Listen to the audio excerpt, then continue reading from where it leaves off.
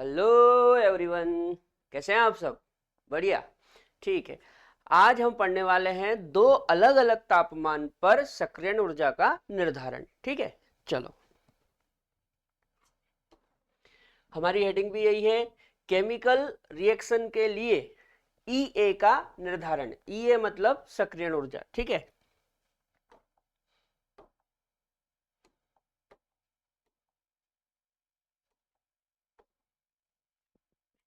पहले लिख लेते हैं। दो अलग अलग ताप पर वेग स्थिरांक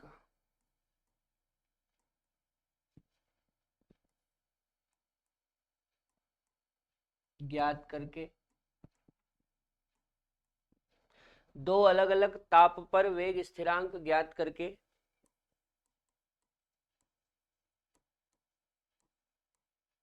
सक्रियण ऊर्जा,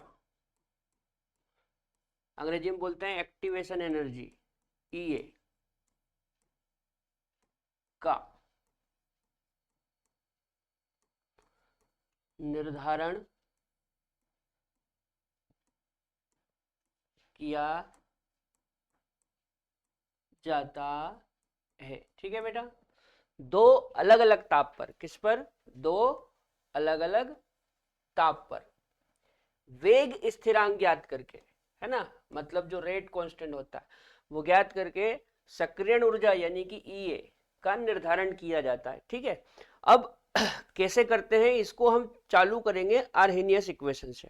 ठीक है, आपको याद है कल हमने आर्हेनियस इक्वेशन पढ़ी थी? बताओ आर्हेनियस इक्वेशन क्या होती है? के बराबर ए ई की power minus E A upon R T. ठीक है, ये हमारा आर्हेनियस इक्वेशन होता है, के बराबर ए ई की power minus E A upon R T. ठीक है, इसी को हम आगे बढ़ाएंगे तो दो अलग अलग टेम्परेचर पर दो वेग स्थिरांक आएंगे जिनसे हम एक्टिवेशन एनर्जी का निर्धारण करेंगे। सुनो, इसमें क्या करो, दोनों तरफ लॉग ले लो, दोनों तरफ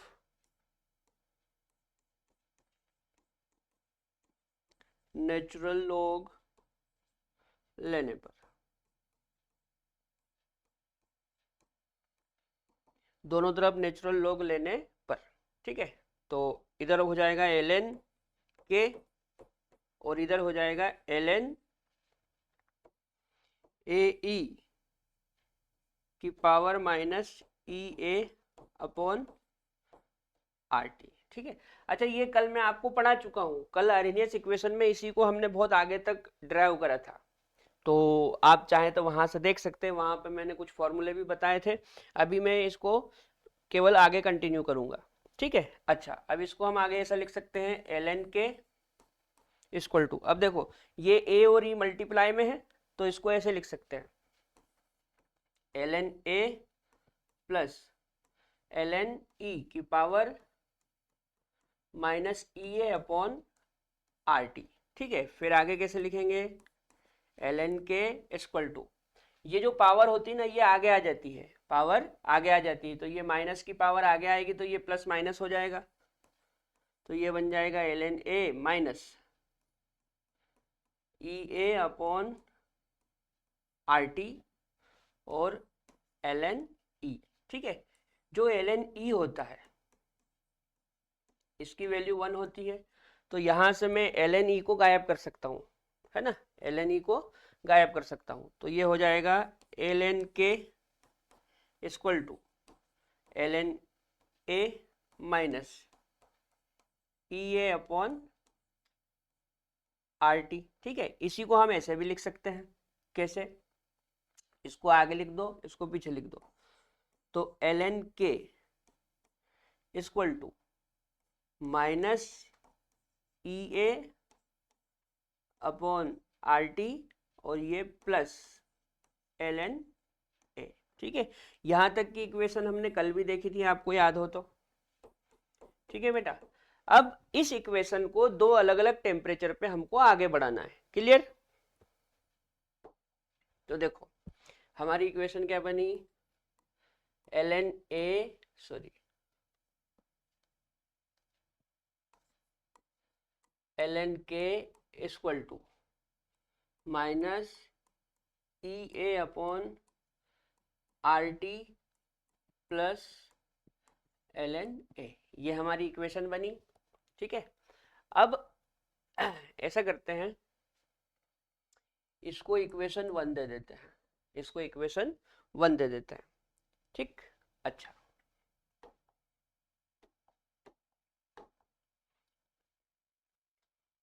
अब T1 टेम्परेचर पर, T1 ताप पर, T1 ताप पर क्या होगा, तो देखो T1 ताप पर ये जो ln है ये हो जाएगा ln K1 equal to minus EA upon R, और ये हो जाएगा T1 प्लस ln A, इसको नाम दे दो इक्वेशन 2, ठीक। अच्छा, अब T2 ताप पर, T2 ताप पर, T2 ताप पर क्या होगा, ये जो ln K है ये हो जाएगा ln K2 equal to minus EA upon RT2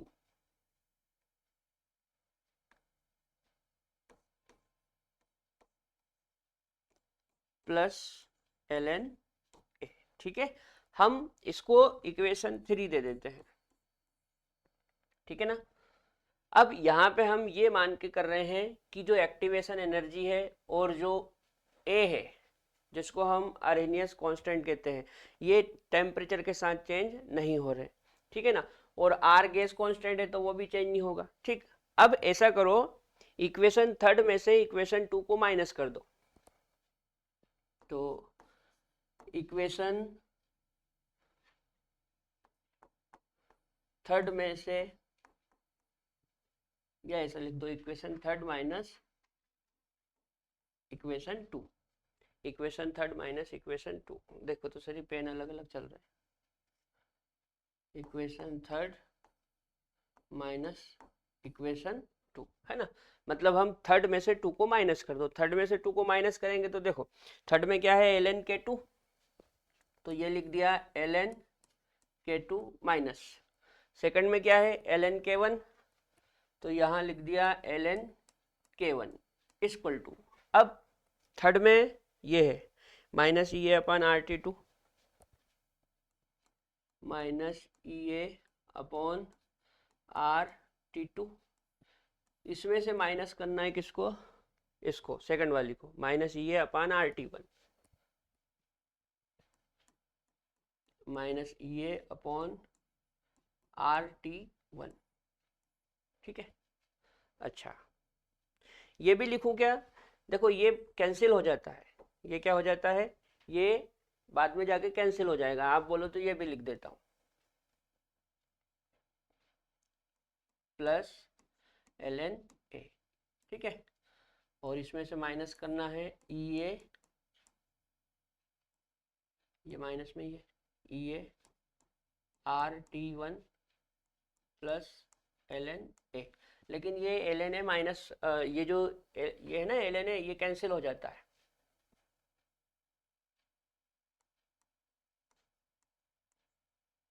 ठीक है। अच्छा, इसको ऐसे ही रहने दो, मैं यहां से इसको करता हूं, देखो minus EA upon RT2 plus ln A, अच्छा ये माइनस, ये ब्रैकेट ओपन करेंगे तो माइनस माइनस प्लस हो जाएगा, तो प्लस EA RT1, और ये प्लस का माइनस हो जाएगा ln A, ठीक है। अभी मैं बोल रहा था कि ये कैंसिल हो जाएगा, देखो ये प्लस का और ये माइनस का, तो ये कैंसिल हो गया। फिर क्या करो, EA RT2 plus EA RT1, अब ऐसा करो, ये माइनस का है तो इसको पीछे कर दो, ये प्लस का है तो इसको आगे कर दो, तो ये हो जाएगा E A R T one minus E A R T two. ठीक है, और यहाँ से अपना ये साइड में चल रहा है, ये अपना साइड में चल रहा है। देखो मैं एक साथ लिखता हूँ, L N K two minus L N K one equal to ये E A upon R T one, E A upon R T one minus E A upon R T two. ठीक है, अच्छा अब ये जो है ना, ये बेटा L N K two minus L N K one, इसको अपन ऐसा लिख सकते हैं, L N K two upon K one, इस तरह से लिख सकते हैं, इक्वल टू ये यहाँ से ई ए को कॉमन ले लो और आर को भी कॉमन ले लो, तो अंदर क्या बचेगा, one upon T one minus one upon T two. ठीक है, अब क्या करें, अब ऐसा करो, L N K two L N K two upon K one equal to E A upon R, इसका क्रॉस मल्टीप्लाई कर दो, टी टू का वन में करेंगे तो टी टू, टी वन का वन में करेंगे तो टी वन, इन दोनों का आपस में करेंगे तो टी वन टी टू, है ना। तो ये हो गया T two minus T one upon T one T two. ठीक, अच्छा अब हम जब सवाल सोल्व करेंगे तो ये ln से सोल्व नहीं होगा, क्योंकि इसकी वैल्यू बहुत मुश्किल से आती है। तो हम क्या करें, अपन इसको लॉग के फॉर्म में कन्वर्ट कर लो, वो जो बेस में 10 होता है ना, उस वाले लॉग में कन्वर्ट कर लो। कैसे करेंगे, देखो चूंकि ln इक्वल टू होता है 2.303 2.303 लॉग। ठीक है, तो अपन क्या करो, इस ln की जगह ये वैल्यू पुट कर दो। ठीक है ना, तो एक बढ़िया सा फॉर्मूला आएगा जिससे हमारे सवाल सोल्व होंगे। इस ln की जगह ये पुट करो, तो ये हो जाएगा 2.303 log K two upon K one equal to E A upon R और T two minus T one upon T one T two. ठीक है, अब ऐसा करो, ये जो है ना 2.303, इसको यहाँ से बट्टे में ले लो, तो फाइनल फॉर्मूला आ जाएगा log K two upon K one equal to E A upon 2.303 R और यहाँ से T two minus T one upon T one T two. इस फॉर्मूले का यूज करके आपको सवाल सोल्व करना है। ठीक है बेटा, इस फॉर्मूले का यूज करके आपको सवाल सोल्व करना है, याद रहेगी बात। ठीक है, चलो ऐसा करो, पहले ये पीछे का नोट कर लो, जब बहुत आगे निकल गए, पहले ये वाला नोट कर लो, यहाँ से जल्दी नोट करो।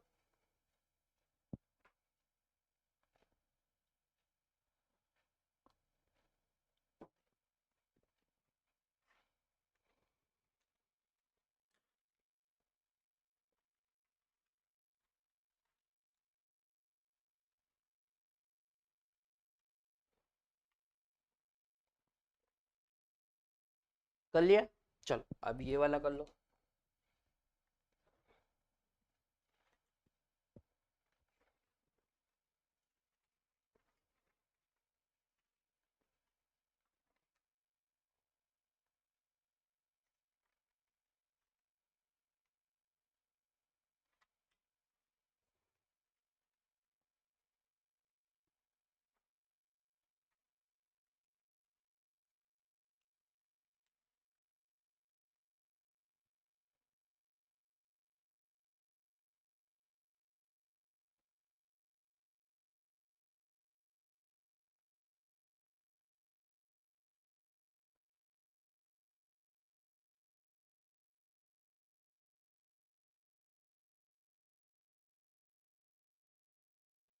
चलो अब ये वाला कर लो।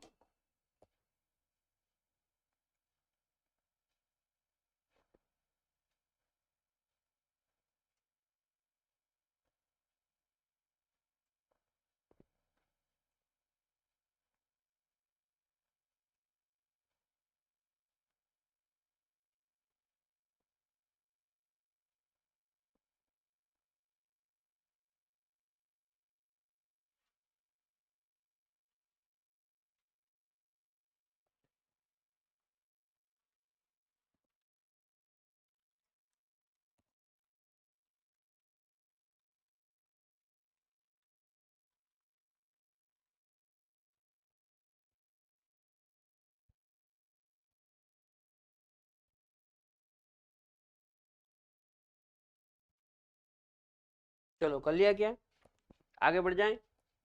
अच्छा यहाँ पे एक बात याद रखना,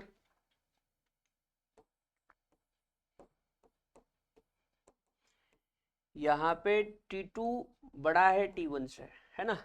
T2 बड़ा है T1 से। T1 T2 क्या है, टेम्परेचर, और K1 K2 क्या है, वेग स्थिरांक, दर स्थिरांक। ठीक है, इस फॉर्मूले का यूज करके हमको सवाल सोल्व करना है। ठीक, चलो एक दो सवाल करते हैं। देखो एक एग्जांपल लिखा है जिसमें बोल रहा है कि 27 डिग्री सेल्सियस पर K1 दिया है तथा 127 डिग्री पर K2 दिया है, और ये पूछ रहा है ना। चलो फॉर्मूला लगाओ। तो क्या फार्मूला होता है,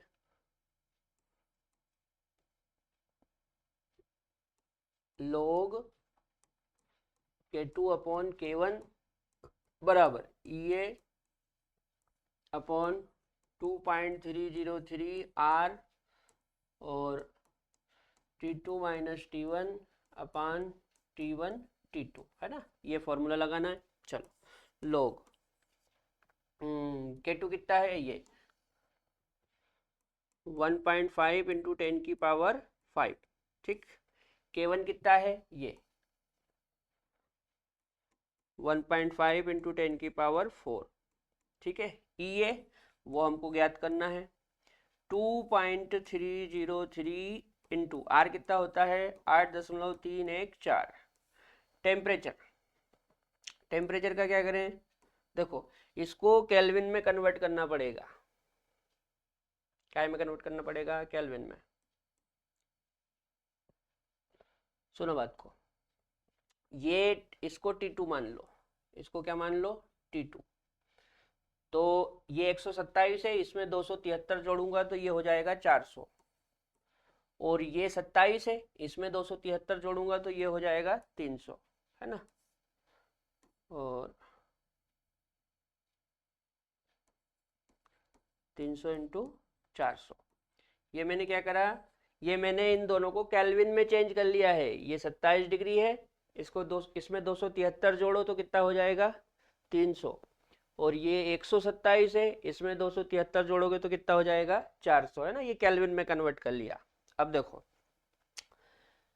1.5 से 1.5 कट जाएगा, 4 से ये 4 कटेंगे तो 1 बचेगा, तो ऊपर बचेगा log 10 equal to EA upon, इसका इसमें गुणा करेंगे। हमने कल के लेक्चर में भी देखा था कि इसका जब इसमें गुणा करते हैं तो ये लगभग लगभग 19.147 आता है।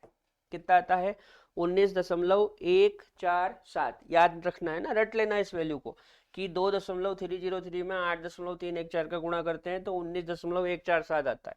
इनटू 400 में से 300 घटाएंगे तो 100, और 4 तिया 12 इंटू 4 जीरो, ठीक है, 2 जीरो इसकी और 2 जीरो इसकी, तो टोटल 4 जीरो। अब देखो ये 2 जीरो से ये 2 जीरो कैंसिल हो गई। अच्छा यहाँ पे कर दूं, आपको पता है log 10 की वैल्यू 1 होती है। log 10 की वैल्यू क्या होती है, 1 होती है। तो 1 इक्वल टू EA अपॉन 19.147, ऊपर तो कुछ नहीं बचा, नीचे ये 12 इंटू 100 बचा है। ठीक है, अच्छा तो EA निकालना है, तो EA इक्वल टू इसका, इस पूरे का इधर क्रॉस मल्टीप्लाई कर दो, तो 1 इंटू 19.147 इंटू 12 इंटू 100। ठीक है, ऐसा करो इस पॉइंट को 2 अंक पीछे कर दो, तो ये 2 जीरो भी कैंसिल हो जाएगी। ठीक है, 2 अंक पीछे करूँगा तो नीचे 2 जीरो आएगी, 2 जीरो से 2 जीरो कैंसिल, तो ये हो जाएगा 19.147 इंटू 12।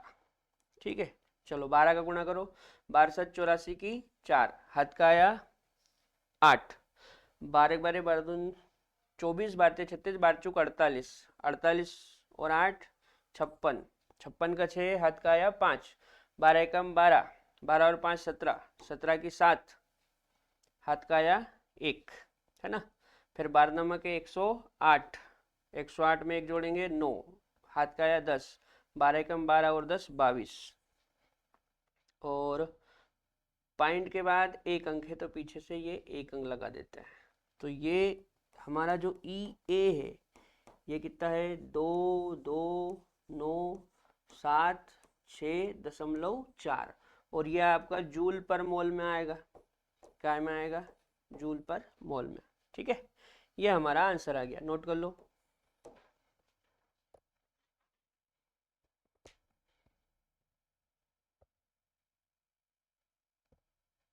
बाईस नौ सात छ है ना, 22,9,7,6, 22,9,7,6, 22,9,7,6, हाँ ठीक है, नोट करो जल्दी।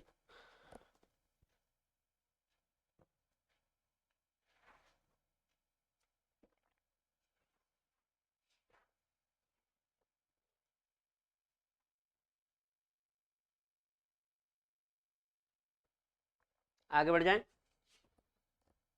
चलो एक और सवाल है। 600 केल्विन पर इथाइल आयोडाइड के अपघटन के लिए वेग स्थिरांक का मान दे रखा है। इस अभिक्रिया की सक्रियण ऊर्जा 209 किलो जूल दे रखी है और 700 केल्विन ताप पर वेग स्थिरांक की गणना कीजिए। मतलब इसने एक वेग स्थिरांक आपको दे रखा है और दूसरा आपसे पूछ रहा है ना। ये वाला सवाल आपको बता दूं मैं, एनसीईआरटी का है ना, काय का है, एनसीईआरटी का। चलो कैसे करेंगे, वही फॉर्मूला लगाओ, log K2 upon K1 equal to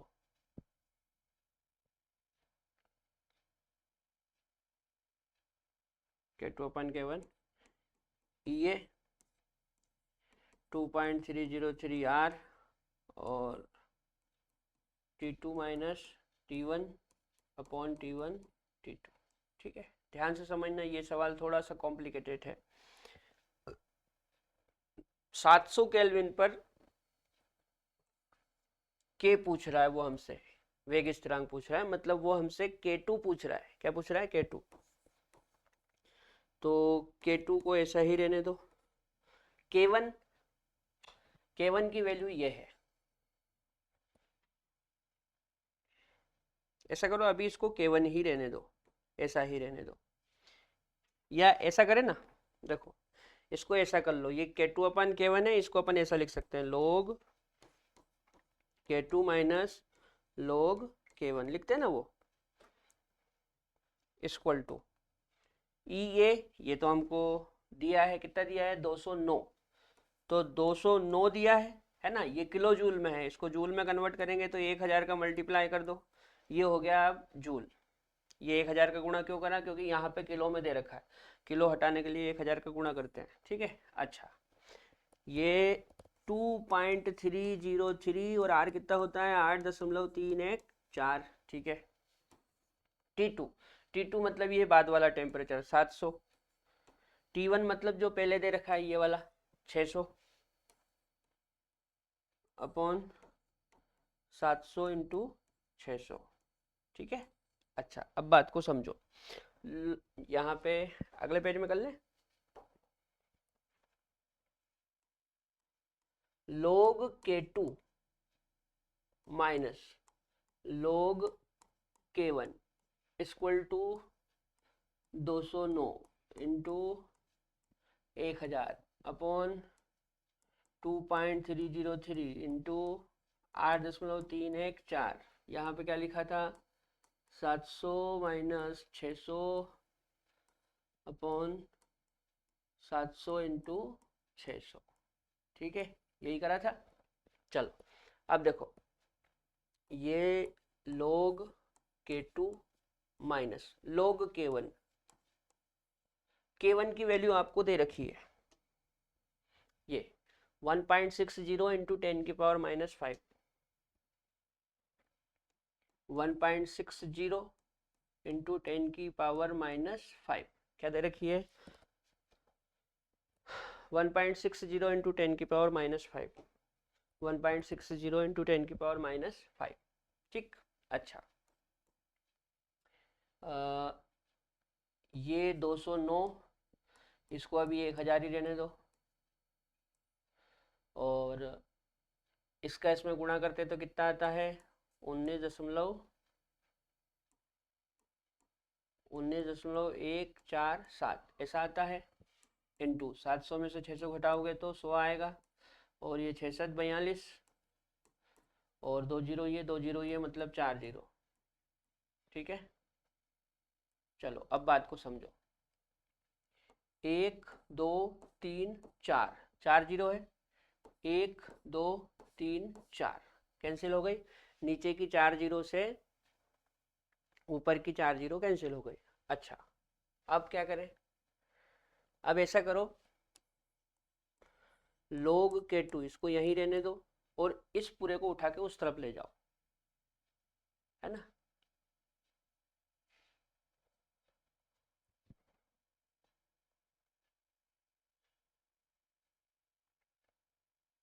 इस पूरे को उठा के उस तरफ लेके जाओ, तो ये माइनस का है, बराबर के उधर जाएगा तो ये प्लस का हो जाएगा। तो ये ऐसा हो जाएगा, देखो 209, और ये 10 को इसमें मल्टीप्लाई कर दो। अच्छा, इसको ऐसा करो, 19.15 ले लो, ये 7 को हटाओ, 19.15 ले लो, इनटू ये 42 हो जाएगा, है ना। अब ये देखो, ये यहाँ से यहाँ तक माइनस का है, बराबर के उधर जाएगा तो पूरा प्लस का हो जाएगा, तो प्लस log 1.60 इंटू 10⁻⁻5। इतना समझ में आया। अच्छा, अब देखो log K2 इक्वल टू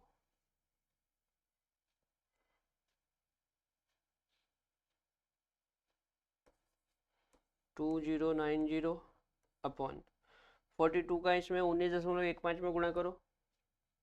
देखो 2 5 10 की 0, हाथ का या 1, 2 एकम 2 और 1 3, 2 9 18 के 8, हाथ का या 1, 2 एकम 2 और 1 3, 4 5 20 की 0, हाथ का या 2, 4 एकम 4 और 2 6, और 4 9 27 की 4 9 36 का 6, हाथ का आया 3, और 4 एकम 4 और 3 7, 0 3 8 6 14 4, हाथ का आया 1 6 3 9 1 10 की 0, हाथ का आया 1 7 और 1 8।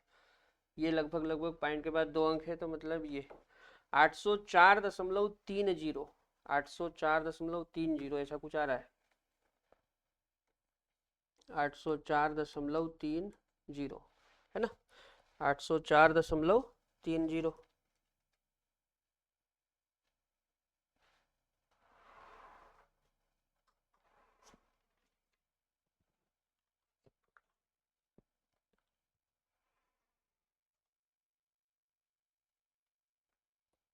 अब क्या करें, अब इसकी वैल्यू निकालें, तो देखो यहाँ पे इसकी वैल्यू ऐसे निकालेंगे, यहाँ पे निकाल के बताऊँ क्या। देखो log 1.60 इंटू 10⁻⁻5 है, इसको ऐसे लिखेंगे log 1.60 प्लस log 10⁻⁻5।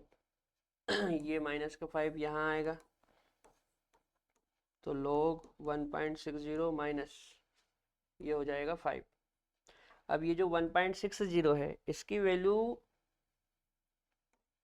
0.18 आती है ना, 1.60 की वैल्यू 0.18 आती है, और ये हो गया 5। 5 में से इसको घटाओगे तो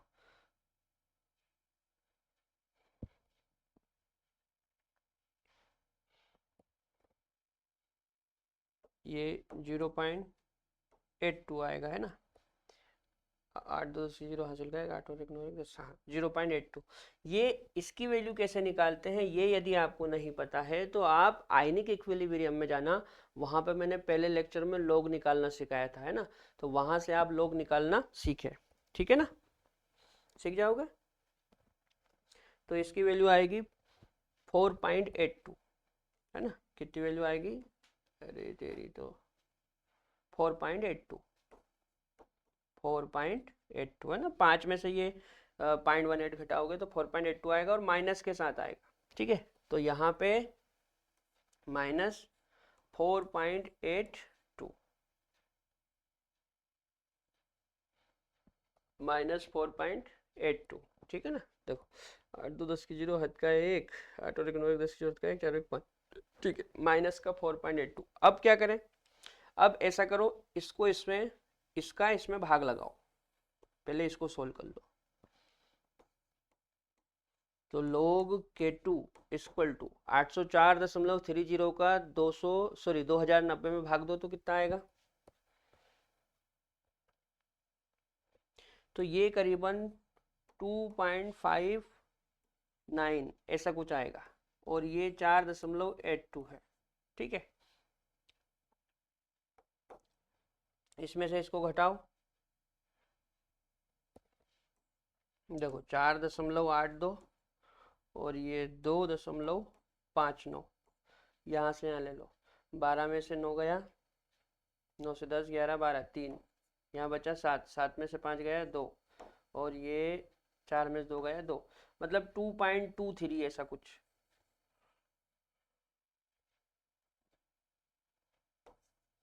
(2.23) ये आया log K2, है ना। और ये वैल्यू माइनस के साथ आएगी, है ना, क्योंकि बड़ा नंबर माइनस का है, ठीक है। तो log K2 इक्वल टू कितना आया, -2.23, -2.23।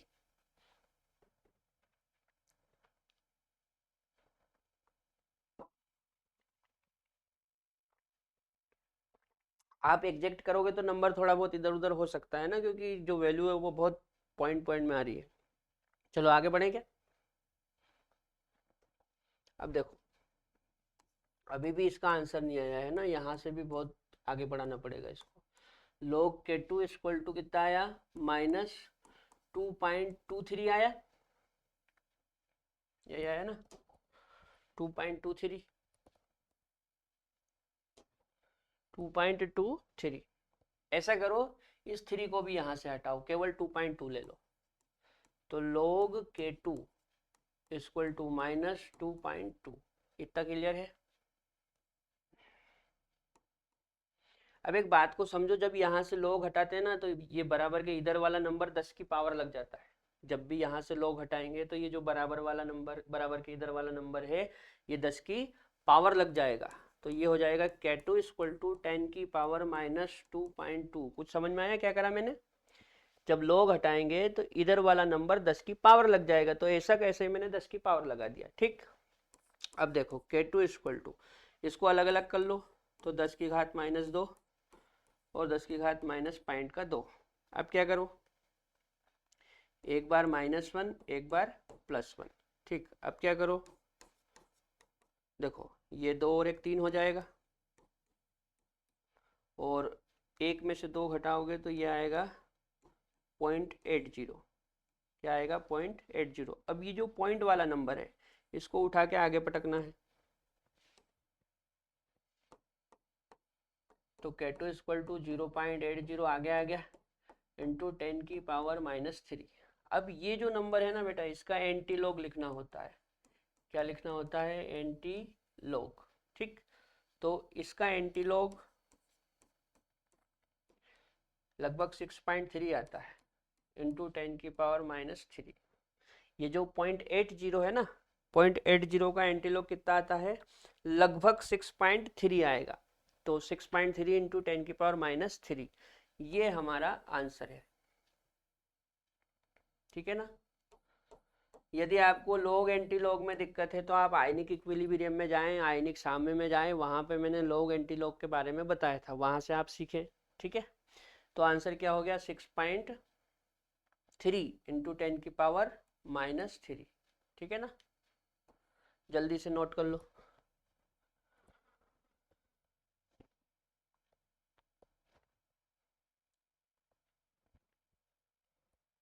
इधर कुछ गड़बड़ हो गई हो तो देख लेना हिसाब से, है ना।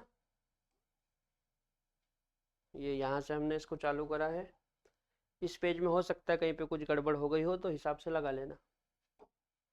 और फाइनली ये हमारा आंसर आएगा लगभग लगभग 6.3 इंटू 10 की पावर -3। बोलो आगे बढ़ जाएं क्या? नोट कर लिया? तो K2 कितना आया? 6.3 इंटू 10⁻³ चलो नेक्स्ट, एंडोथर्मिक तथा एक्सोथर्मिक रिएक्शन के लिए एक्टिवेशन एनर्जी। देखो दो प्रकार की अभिक्रियाएं होती है, एंडोथर्मिक और एक्सोथर्मिक। तो एंडोथर्मिक और एक्सोथर्मिक के लिए एक्टिवेशन एनर्जी कैसे निकालते हैं सुनो। जैसे मान लो कोई रिएक्शन है, कोई रिएक्शन है जिसमें रिएक्टेंट से प्रोडक्ट बन रहा है, रिएक्टेंट से क्या बन रहा है? प्रोडक्ट। ठीक है, अब प्रोडक्ट वापस रिएक्टेंट में कन्वर्ट हो रहा है, मतलब इस तरह से। ठीक है, अब जब रिएक्टेंट से प्रोडक्ट बनता है तो रिएक्शन फॉरवर्ड होती है। कैसी होती है? फॉरवर्ड। और प्रोडक्ट फिर से रिएक्टेंट में कन्वर्ट हो तो रिएक्शन बैकवर्ड होती है। कैसी होती है? बैकवर्ड होती है। इतना क्लियर है? ठीक, अच्छा। अब अभिक्रिया की जो एंथैल्पी होती है डेल एच, इसको ऐसे निकालते हैं, E A forward, E A forward minus E A backward. जो एंथैल्पी चेंज होता है रिएक्शन के लिए उसको कैसे निकालते हैं? Del H equal to E A forward minus E A backward. मतलब फॉरवर्ड रिएक्शन की जो एक्टिवेशन एनर्जी है उसमें से बैकवर्ड रिएक्शन की एक्टिवेशन एनर्जी घटाएंगे तो डेल एच आएगा। ठीक है, अब यहाँ पे क्या है, यहाँ पे एक बात याद रखना, यदि डेल एच पॉजिटिव आता है, यहाँ से सोल्व करने पे डेल एच पॉजिटिव आता है, तो जो रिएक्शन है वो एंडोथर्मिक होती है। कैसी होती है? Endothermic, endothermic reaction. ठीक है, और इसको सोल्व करने पे यदि डेल एच नेगेटिव आता है, मतलब माइनस में, तो जो रिएक्शन है वो एक्सोथर्मिक होगी। कैसी होगी? एक्सोथर्मिक। ठीक है, पहले ये नोट कर लो।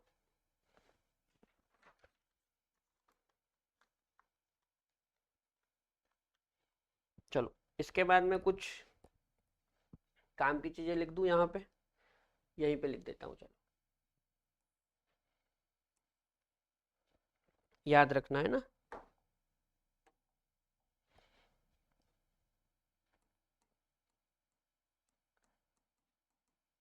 इसके ऊपर क्वेश्चन आता है ना, ध्यान रखना। जैसे मान लो रिएक्शन है, रिएक्शन दो तरह की है, एंडोथर्मिक और एक्सोथर्मिक। तो एंडोथर्मिक रिएक्शन में क्या होता है, एंडोथर्मिक रिएक्शन के लिए जो एक्टिवेशन एनर्जी है वो हमेशा इस डेल एच से ज्यादा आएगी। ठीक है, एंडोथर्मिक रिएक्शन के लिए जो एक्टिवेशन एनर्जी है वो एंथैल्पी चेंज से हमेशा ज्यादा होगी। जबकि एक्सोथर्मिक के लिए क्या होता है, एक्सोथर्मिक में ये जो एक्टिवेशन एनर्जी है ये डेल एच से ज्यादा भी हो सकती है, डेल एच से कम भी हो सकती है, और डेल एच के बराबर भी हो सकती है। ठीक है, ये बहुत इंपॉर्टेंट पॉइंट है, इसके ऊपर क्वेश्चन आता है, आप ध्यान रखना, है ना, बहुत इंपॉर्टेंट है। एंडोथर्मिक रिएक्शन के लिए जो एक्टिवेशन एनर्जी है वो हमेशा डेल एच से ज्यादा होगी, जबकि एक्सोथर्मिक के लिए जो एक्टिवेशन एनर्जी है वो ज्यादा भी हो सकती है, कम भी हो सकती है, और बराबर भी हो सकती है। इसके ऊपर क्वेश्चन बहुत आते हैं, याद रखना, नोट करो।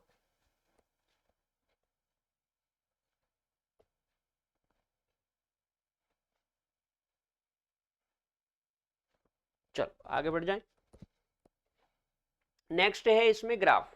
ठीक है, तो एक हम एंडो के लिए बना लेते हैं, एक एक्सो के लिए। यहाँ पे एंडो के लिए बना लेते हैं, दोनों एक जैसे चल रहे क्या?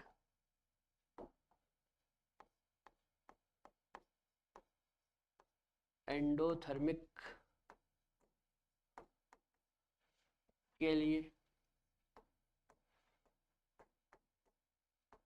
और यहाँ पे एक्सोथर्मिक के लिए बना लेते हैं,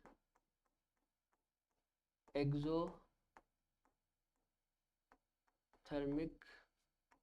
के लिए, ठीक है।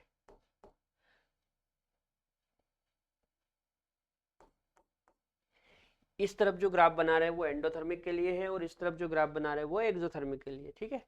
अच्छा, बात को समझना है ना। एंडोथर्मिक में क्या होता है बेटा, देखो इनके ऊपर ग्राफ के ऊपर भी क्वेश्चन आते हैं। क्या होता है, ग्राफ दे देते हैं और पूछते हैं कि बताओ कौन सा एंडोथर्मिक के लिए है और कौन सा एक्सोथर्मिक के। तो पहले तो मैं आपको एक तरीका बता रहा हूँ, फिर अपन कैलकुलेशन से भी समझ लेंगे। तरीका क्या है,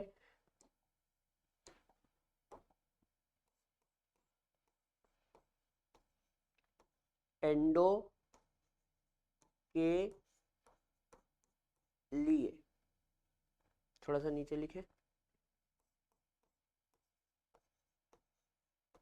एंडो के लिए अंदर वाली लाइन, अंदर वाली लाइन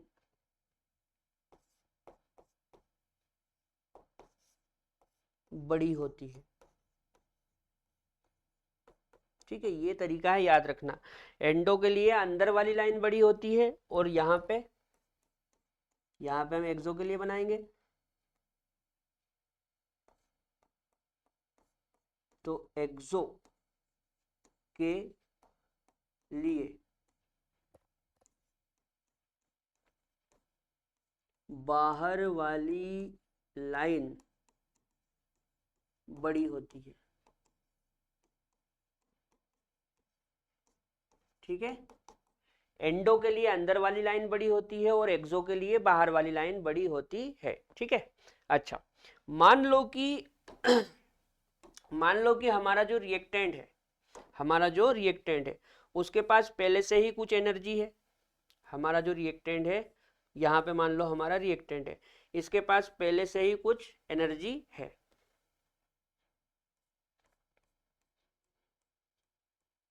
इस रिएक्टेंट के पास पहले से ही कुछ एनर्जी है, ठीक है ना।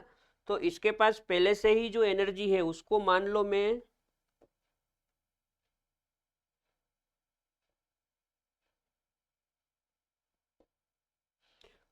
लो मैं ई आर से बताता हूं। मेरा जो रिएक्टेंट है उसके पास पहले से ही कुछ एनर्जी है जिसको मैं ई आर से बता रहा हूं, है ना। यहाँ पर रिएक्टेंट है ये, और इसके पास पहले से ही कुछ एनर्जी है, जिसको मैं काय से बता रहा हूं, ई आर से, ठीक है। अच्छा, होता क्या है बेटा, रिएक्टेंट से प्रोडक्ट बनता है, ठीक है ना। रिएक्टेंट से क्या बनता है, प्रोडक्ट। प्रोडक्ट, ठीक। तो जो रिएक्टेंट है उसके पास पहले से ही कुछ एनर्जी है। अच्छा, ये जो चीज है इसको हम बोलते हैं ऊर्जा अवरोध। इसको क्या बोलते हैं, ऊर्जा अवरोध। ऊर्जा अवरोध,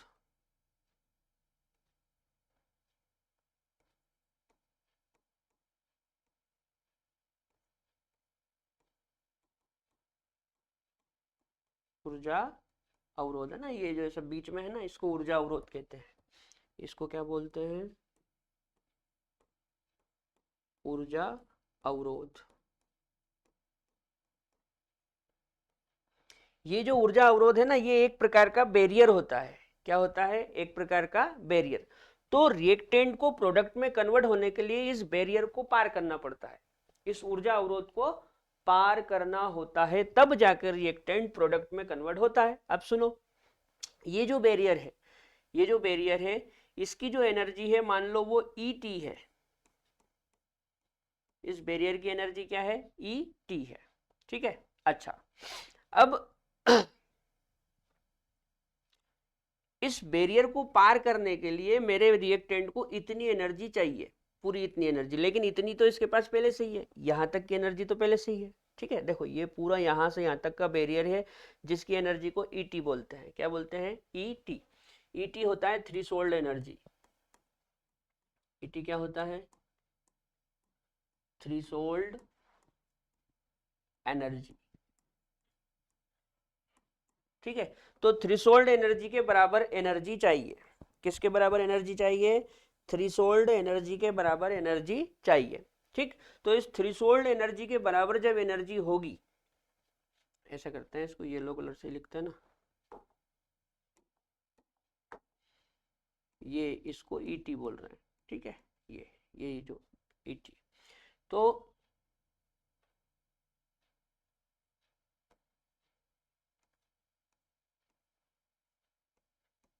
ईटी, इतनी एनर्जी जब रिएक्टेंट के पास होगी तब ये प्रोडक्ट में कन्वर्ट होगा, है ना, क्योंकि ये बीच में बैरियर है, इस बैरियर को पार करना होगा। तो अब सुनो, यहां तक की एनर्जी तो पहले से ही है रिएक्टेंट के पास, यहां तक की एनर्जी तो पहले से ही है, यदि इतनी एनर्जी और मिल जाए इसको तो ये बैरियर को पार करके प्रोडक्ट में कन्वर्ट हो जाएगा, ठीक है ना। तो यहां से यहां तक की जो एनर्जी होती है उसी को हम बोलते हैं एक्टिवेशन एनर्जी। क्या बोलते हैं? Activation energy. ये इस तरह से, ठीक है, इसी को क्या बोलते हैं? Activation energy. तो यहां पे ये हमारा प्रोडक्ट बन गया, ठीक है बेटा। अच्छा, अब बात को सुनो, इन दोनों लाइन को ध्यान से देखो, वैसे ये मैंने ज्यादा बड़ी बना दी, इतनी भी बड़ी नहीं होती है,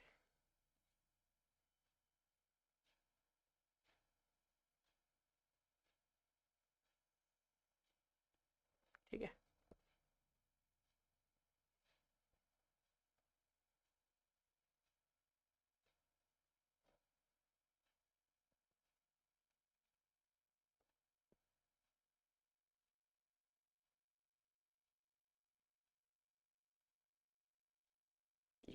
इन दोनों को आप ध्यान से देखो, जो अंदर वाली लाइन है वो बड़ी है और जो बाहर वाली लाइन है वो छोटी है। अंदर वाली लाइन बड़ी है और बाहर वाली छोटी है। तो यहाँ क्या लिखा? एंडो के लिए अंदर वाली लाइन बड़ी होती, तो अंदर वाली लाइन बड़ी है मतलब एंडो, ठीक। अच्छा, ये जो लाइन है ना बेटा, ये एक्टिवेशन एनर्जी होती है, किसके लिए? फॉरवर्ड रिएक्शन के लिए। और ये जो बाहर वाली है ये भी एक्टिवेशन एनर्जी होती है, लेकिन ये होती है बैकवर्ड के लिए, ठीक है। ये होती है फॉरवर्ड के लिए और ये बैकवर्ड के लिए, ठीक। अच्छा, अब प्रोडक्ट की एनर्जी कितनी है? तो यहां से यहां तक, यहां से यहां तक की जो एनर्जी है ये प्रोडक्ट की एनर्जी है। किसकी एनर्जी है? प्रोडक्ट की एनर्जी है। अच्छा, और सुनो, अब इसमें देखो,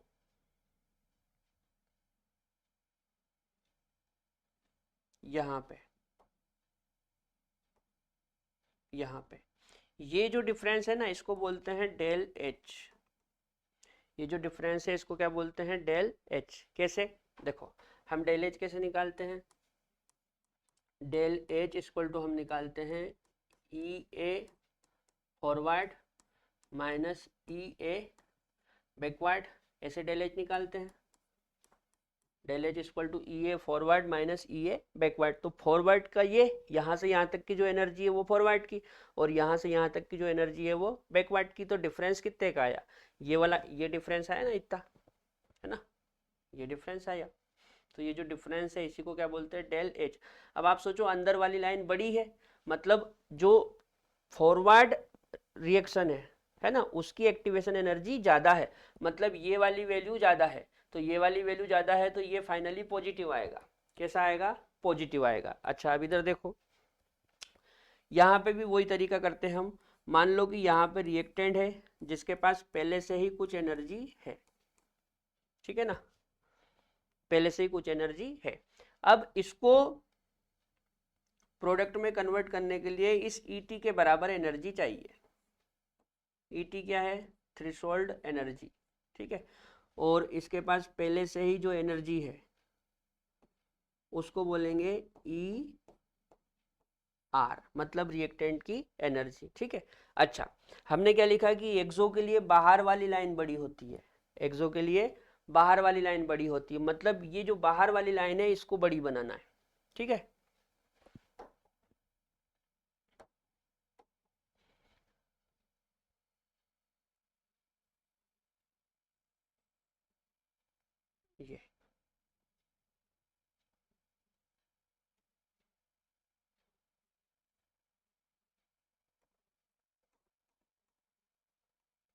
ये बन गया प्रोडक्ट। अब देखो, इसमें इसमें बाहर वाली लाइन बड़ी है।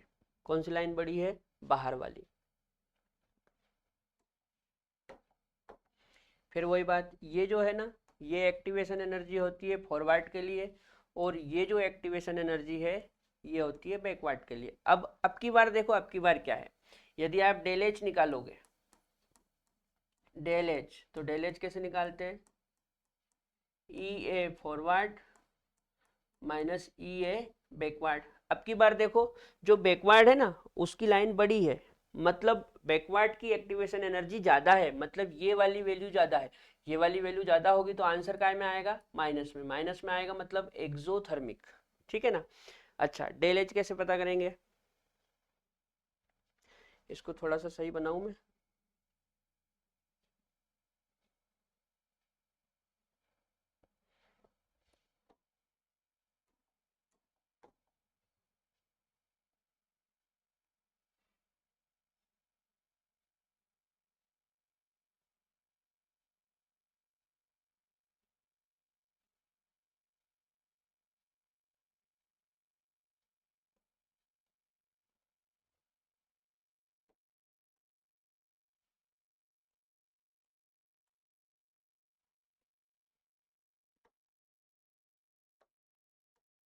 यहाँ पे देखो, फॉरवर्ड की एनर्जी ये और बैकवर्ड की एनर्जी यहाँ तक आ रही है, ठीक है ना, तो डिफरेंस कितना आएगा, ये वाला डिफरेंस आएगा,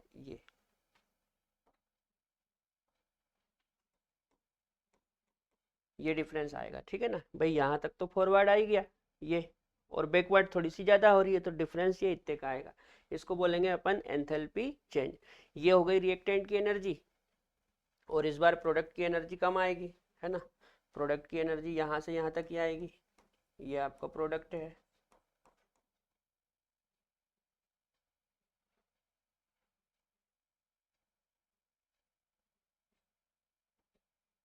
ये प्रोडक्ट की एनर्जी हो जाएगी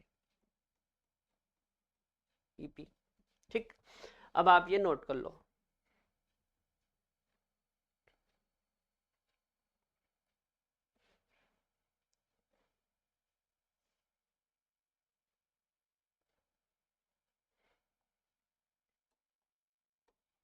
नोट कर लो,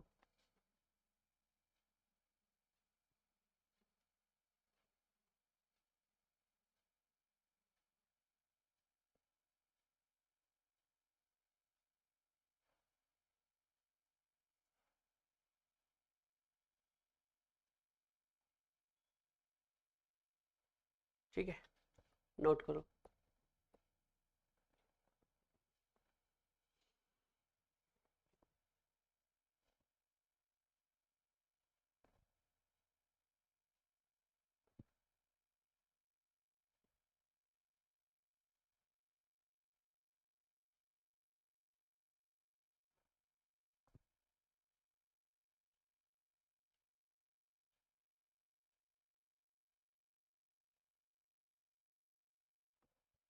ठीक है, कर लिया।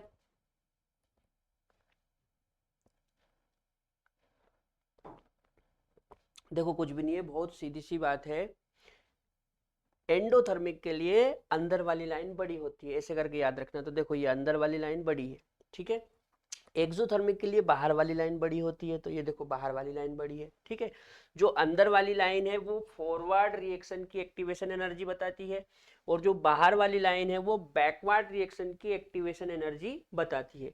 बीच में ये जो चीज लगा रखी है हमने, इसको ऊर्जा अवरोध बोलते हैं, क्या बोलते हैं, ऊर्जा अवरोध, और इसकी जो एनर्जी होती है उसको थ्रीशोल्ड एनर्जी कहते हैं, क्या कहते हैं, थ्रीशोल्ड एनर्जी, हिंदी में बोलते हैं दहली ऊर्जा, क्या बोलते हैं, दहली ऊर्जा। फॉरवर्ड और बैकवर्ड में जो डिफरेंस होता है उसी को बोलते हैं एंथैल्पी चेंज, ठीक है ना, यहाँ पे भी वही है, फॉरवर्ड और बैकवर्ड में जो डिफरेंस होता है उसी को बोलते हैं एंथैल्पी चेंज, ठीक। रिएक्टेंट के पास पहले से ही जो एनर्जी होती है उसको बोलते हैं रिएक्टेंट की एनर्जी। अच्छा, अब आप खुद सोचो, रिएक्टेंट के पास पहले से ही इतनी एनर्जी तो है, प्रोडक्ट में कन्वर्ट होने के लिए इसको इतनी एनर्जी और चाहिए, मतलब हम बोल सकते हैं कि रिएक्टेंट को प्रोडक्ट में कन्वर्ट होने के लिए जो आवश्यक एनर्जी चाहिए उसी को हम सक्रियण ऊर्जा बोलते हैं, क्या बोलते हैं, सक्रियण ऊर्जा, ठीक। नेक्स्ट है सक्रियण ऊर्जा पर कैटलिस्ट का प्रभाव। देखो कैटलिस्ट का क्या प्रभाव होता है, जो कैटलिस्ट होता है ना वो सक्रियण ऊर्जा को कम कर देता है। कैटलिस्ट सक्रियण ऊर्जा को कम कर देता है।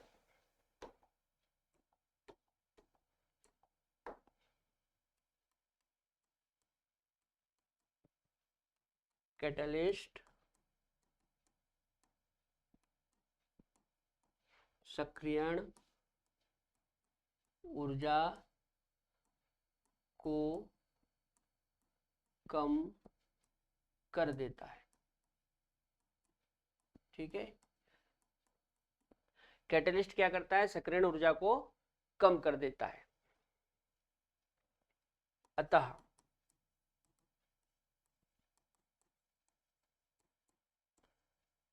अभिक्रिया की दर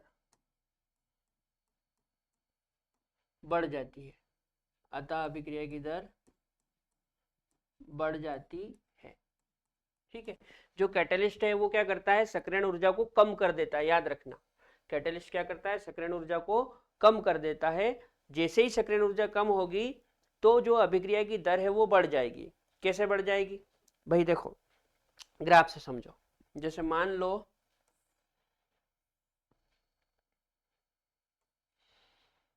लो रिएक्टेंट से प्रोडक्ट बनता है। रिएक्टेंट से क्या बनता है, रिएक्टेंट से प्रोडक्ट बनता है। अब आप सोचो कि जैसे मान लो ये यहाँ पे मेरा रिएक्टेंट है, यहाँ पे मेरा रिएक्टेंट है। इसको प्रोडक्ट में कन्वर्ट होने के लिए इतनी एक्टिवेशन एनर्जी चाहिए। ठीक है, इसको प्रोडक्ट में कन्वर्ट होने के लिए, इसको प्रोडक्ट में कन्वर्ट होने के लिए इतनी एक्टिवेशन एनर्जी चाहिए। ठीक है, इसको इतनी एक्टिवेशन एनर्जी चाहिए। अब मान लो यदि मैं इसमें एक कैटलिस्ट लगा दूं, क्या लगा दूं, कैटलिस्ट लगा दूं, तो कैटलिस्ट क्या करेगा, एक्टिवेशन एनर्जी को कम कर देगा। कैटलिस्ट क्या करेगा, एक्टिवेशन एनर्जी को कम कर देगा। ये देखो कैटलिस्ट ने क्या करा, एक्टिवेशन एनर्जी को कम कर दिया। जब कैटलिस्ट है तो एक्टिवेशन एनर्जी केवल इतनी है।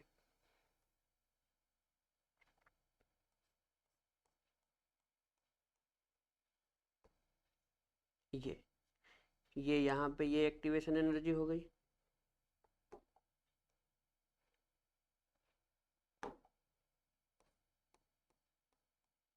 ठीक है, और जब कैटलिस्ट नहीं था तो हमको इतनी इतनी एनर्जी चाहिए थी। ये ठीक है ना बेटा, ये तो यहाँ पे हम लिख सकते हैं ये जो है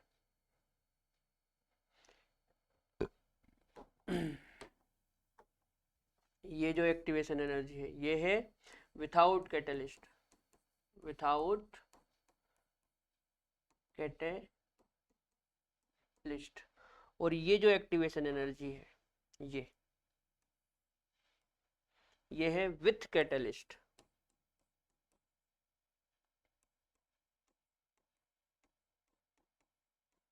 मतलब कैटलिस्ट ने क्या करा, एक्टिवेशन एनर्जी को कम कर दिया। सोचो जब कैटलिस्ट नहीं था तो इतनी सारी एनर्जी की जरूरत थी, लेकिन अब कैटलिस्ट है तो केवल इतनी सी एनर्जी चाहिए। ठीक है ना, तो जो रिएक्टेंट होगा वो फटाक से प्रोडक्ट में कन्वर्ट हो जाएगा। फटाक से प्रोडक्ट में कन्वर्ट हो जाएगा मतलब अभिक्रिया की जो रेट है वो बढ़ जाएगी। ठीक है ना, तो आपको कुछ नहीं करना, बस इतना याद रखना कि जो कैटलिस्ट होता है, जो कैटलिस्ट होता है वो सक्रियण ऊर्जा को कम कर देता है। ठीक है, नोट कर लो। चलो आगे देखें।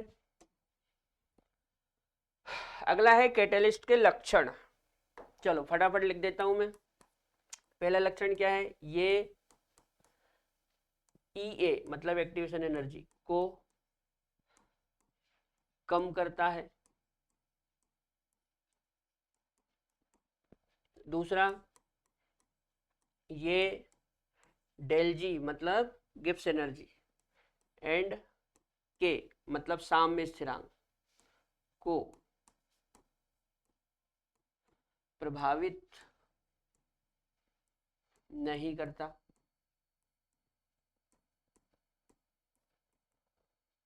अगला, ये फॉरवर्ड मतलब अग्र अभिक्रिया तथा बैकवर्ड मतलब पश्च अभिक्रिया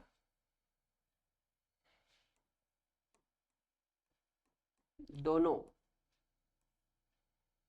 को समान रूप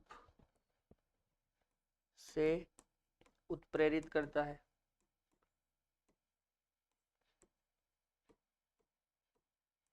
मतलब ये भेदभाव नहीं करेगा, फॉरवर्ड और बैकवर्ड दोनों को एक समान रूप से उत्प्रेरित करेगा, है ना। तो ये फॉरवर्ड तथा बैकवर्ड दोनों को एक समान या को समान रूप से उत्प्रेरित करता है। अच्छा, ये साम्य को प्रभावित नहीं करता, ये साम्य को प्रभावित नहीं करता, ये साम्य को प्रभावित नहीं करता, साम्य को प्रभावित नहीं करता, लेकिन साम्य पे पहुंचने का समय कम कर देता है, यानी कि जल्दी से साम्य स्थापित कर देता है। ये जल्दी साम्य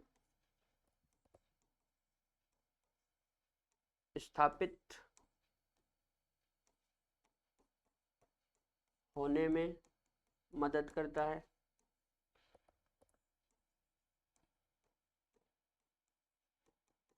अच्छा, जो उत्प्रेरक होता है ना, वो अभिक्रिया के दौरान स्वयं अप्रभावित रहता है।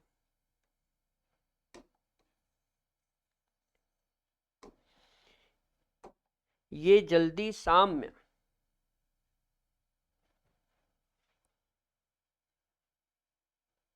स्थापित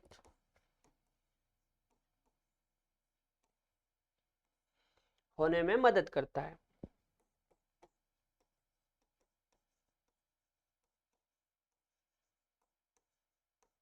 अभिक्रिया के दौरान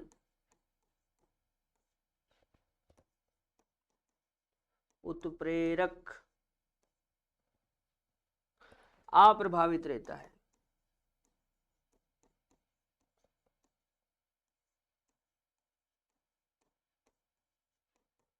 मतलब इस पे खुद पे कोई प्रभाव नहीं पड़ेगा, ठीक है ना। एक एक करके फटाफट पढ़ लो तो सारे पॉइंट। पहला क्या है, ये ई है मतलब एक्टिवेशन एनर्जी को कम करता है, सही बात है।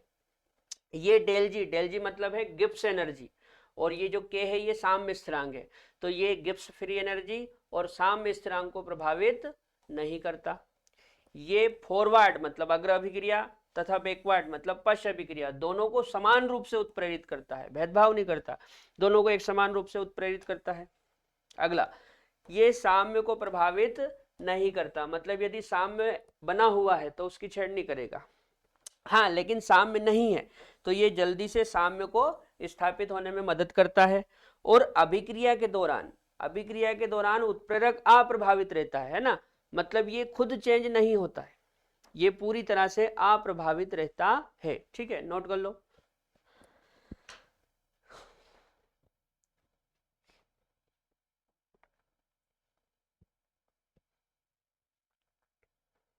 ठीक है बेटा, तो यहां पे हमने एक्टिवेशन एनर्जी और एक्टिवेशन एनर्जी पर कैटलिस्ट का प्रभाव देखा।